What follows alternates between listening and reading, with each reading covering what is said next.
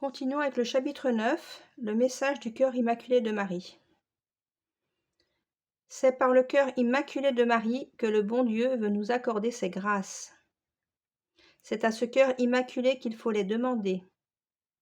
Le cœur de Jésus veut que le cœur immaculé de Marie soit vénéré avec le sien. C'est par le cœur immaculé de Marie qu'il faut demander la paix, c'est parce que c'est à lui que le Seigneur l'a confiée. J'aime tant le cœur immaculé de Marie, c'est le cœur de notre bonne mère du ciel. Ah, si je pouvais mettre dans tous les cœurs le feu que je sens là-dedans et qui me fait tant aimer les saints cœurs de Jésus et de Marie. D'ailleurs, le meilleur commentaire sur la dévotion au cœur immaculé de Marie est celui que ses enfants nous ont laissé dans l'exemple admirable de leur première vie. Depuis ces révélations, en effet, ils furent de vrais modèles de dévotion et de réparation au cœur immaculé de Marie. Ils aimaient ardemment ce cœur immaculé, ils l'invoquaient constamment et ils en parlaient avec enthousiasme, et ils mettaient toute leur âme à multiplier les sacrifices en vue de le consoler et de réparer tous les blasphèmes et offenses qui le font souffrir. Je prends la petite note. On connaît les paroles mémorables de Saint Grignon de Montfort dans son traité de la vraie dévotion. C'est par la très sainte Vierge Marie que Jésus-Christ est venu au monde, et c'est aussi par elle qu'il doit régner dans le monde. Dans les derniers temps, la Sainte Vierge sera mieux connue et vénérée par le Saint-Esprit, afin que, par elle, faire mieux connaître, aimer et servir Jésus. Dans ces derniers temps, Marie doit faire éclater plus que jamais sa miséricorde pour ramener et recevoir amoureusement les pauvres pécheurs qui se convertiront, et sa force contre les ennemis de Dieu, impies endurcis, qui se révolteront terriblement pour séduire par leurs promesses et menaces. Marie sera terrible aux démons et à ses suppôts comme une armée rangée en bataille. Dans les révélations de Sainte Brigitte, on lit cette parole de la Sainte Vierge: « Jésus et moi, nous nous aimons si tendrement sur la terre que nous étions comme un seul cœur. » Et cette autre parole de notre Seigneur: « Le cœur de ma mère était comme mon propre cœur. Tous les deux, nous avons opéré le salut de l'homme, pour ainsi dire, avec un seul cœur.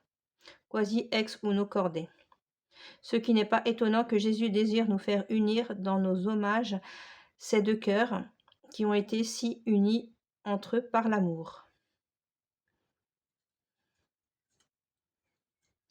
Une autre petite note.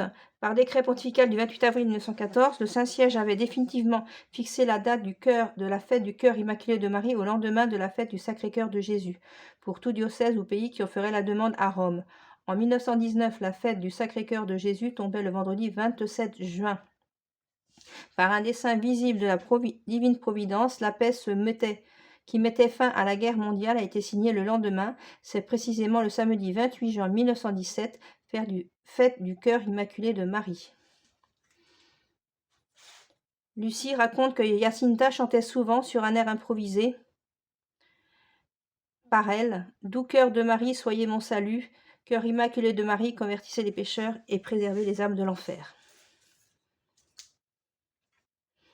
Nouveau paragraphe, pratique de la dévotion au cœur immaculé de Marie. Nous avons déjà parlé de la pénitence et du chapelet quotidien, si recommandé par Notre-Dame de Fatima.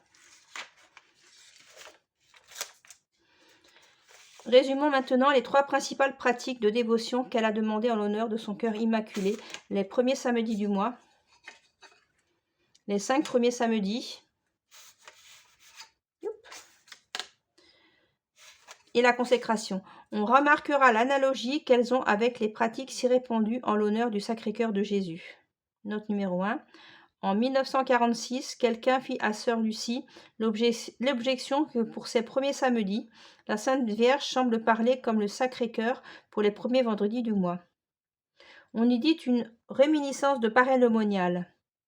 Sœur Lucie se mit à rire avec candeur d'un enfant et dit: « Puis-je donc prescrire à la Sainte Vierge la façon de s'exprimer ?» Je reprends. La pratique des premiers samedis. Donc, note numéro 2. Par cette pratique, les premiers samedis en l'honneur du cœur immaculé de Marie, on peut gagner aux conditions ordinaires l'indulgence plénière accordée. Prétexte et Pia Opera, 1938, numéro 335, aux exercices faits en l'honneur de l'Immaculée Conception, déclaration de la S. Pénitentiary à Monseigneur l'évêque de Neira Fatima le 12-12-1942. Premièrement, la pratique des premiers samedis comprend les exercices suivants faits avec l'intention de consoler le cœur immaculé de Marie et de lui faire réparation pour tous les outrages et blasphèmes dont il est l'objet de la part des chrétiens ingrats. Premièrement, le chapelet. Deuxièmement, la communion réparatrice. Troisièmement, l'amende honorable ou prière réparatrice au cœur immaculé de Marie. Quatrièmement, quelques sacrifices, notez ce point, faits dans la même intention. Deuxième point, par la pratique des 5 premiers samedis, Notre-Dame de Fatima demande que le premier de samedi de 5 mois consécutifs, donc petite note, ce nombre 5 est en relation avec les 5 mystères du chapelet. Les 5 mois consécutifs, on fasse les exercices suivants avec l'intention expresse d'honorer et consoler le cœur immaculé de Marie et de lui faire réparation. Petit A, confession. Petit B, communion. Petit C, chapelet. Petit D, tenir compagnie au cœur immaculé de Marie en méditant pendant un quart d'heure les mystères du rosaire. Note numéro 1. Cette méditation peut être remplacée par l'instruction de 15 minutes sur les mystères du rosaire, avec laquelle bien des prêtres fêtent déjà les premiers samedis du mois. Voir la brochure « Notre réponse au message de Fatima » par Magni Castelbranco, qui facilite cette méditation ou la prédication des premiers samedis. Je reprends. Remarque pratique. La confession faite dans la semaine, en vue du premier vendredi par exemple, peut compter pour le premier samedi ou réciproquement lorsque le samedi tombe le premier jour du mois. La méditation peut porter sur un ou plusieurs mystères.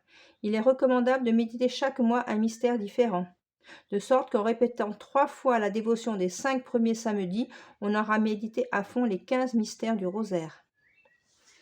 Troisième point, la consécration au cœur immaculé de Marie. Notre-Dame de Fatima a demandé la consécration du monde et de la Russie en particulier à son cœur immaculé, promettant de nous accorder la paix, la conversion de la Russie à la foi catholique et une ère nouvelle de fécond apostolat pour l'Église. Le 31 octobre 1942, clôturant les fêtes jubilaires des apparitions de Fatima, le souverain pontife Pie XII consacra officiellement au cœur immaculé de Marie l'Église du monde et la Russie en particulier. Je répète, le 31 octobre 1942, clôturant les fêtes jubilaires des apparitions de Fatima, le souverain pontife Pie XII consacra officiellement au cœur immaculé de Marie l'Église, le monde entier et la Russie en particulier. Puis, le 8 décembre de la même année, dans la basilique Saint-Pierre, il renouvela cette consécration avec la plus grande solennité. Et pour bien montrer l'importance souveraine qu'il attacha à cette consécration, Pie XII ordonna que la médaille annuelle commémorant le fête le plus saillant de l'année fut dédiée cette année-là à commémorer la consécration du monde et de la Russie au cœur immaculé de Marie.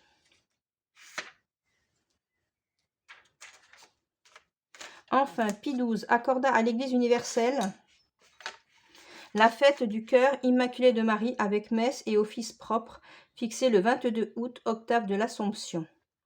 À l'exemple et à la demande du souverain pontife, tous les évêques du monde entier consacrèrent au cœur immaculé de Marie leurs diocèses respectifs d'une façon très solennelle. Je répète, enfin Pie XII accorda à l'Église universelle la fête du cœur immaculé de Marie avec messe et office propre fixé au 22 août, octave de l'Assomption. À l'exemple et à la demande du souverain pontife, tous les évêques du monde entier consacrèrent au cœur immaculé de Marie leurs diocèses respectifs d'une façon très solennelle. Le premier pas le plus essentiel est donc fait, mais il en manque encore d'autres, également importants, qui doivent être faits par nous si nous voulons cueillir en abondance tous les fruits promis, car la grâce de Dieu pour fructifier exige notre coopération.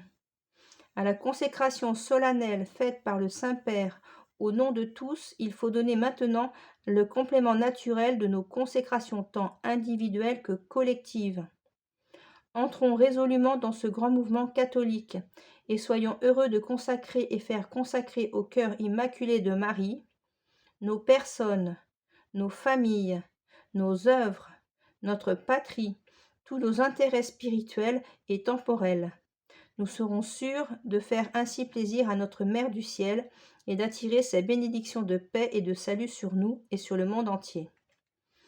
Mais la consécration demandée par Notre-Dame de Fatima ne consiste pas uniquement dans la récitation d'une formule.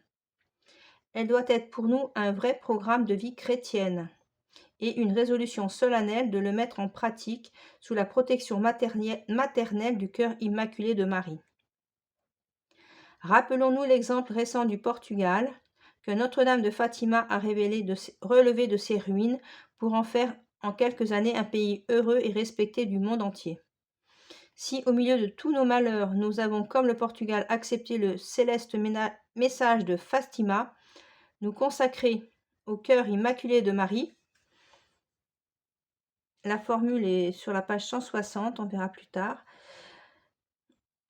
Si au milieu de tous nos malheurs, nous savons, comme le Portugal, accepter le céleste message de Fatima, nous consacrer au cœur immaculé de Marie et vivre d'une manière plus digne notre consécration, nous soyons assurés que notre salut est certain, éclatant et durable. On ne saurait jamais assez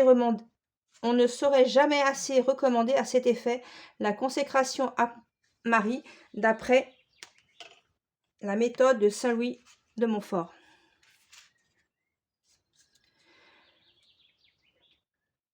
Dernier paragraphe, un horizon d'espérance. Donc c'était ma première vidéo.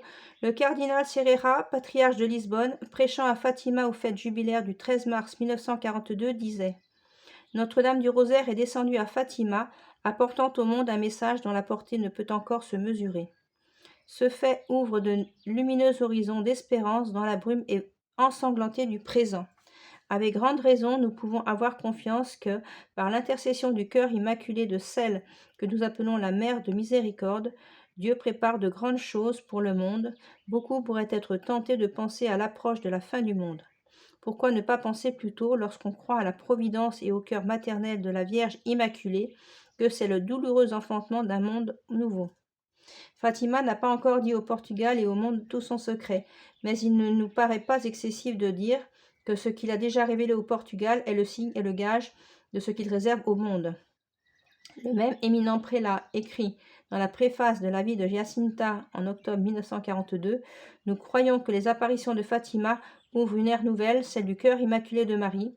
Ce qui s'est passé au Portugal tient du miracle. C'est le présage de ce cœur immaculé de Marie prépare pour le monde. » Merci d'avoir écouté ces vidéos et diffusez-les pour que le cœur immaculé de Marie règne en union de prière.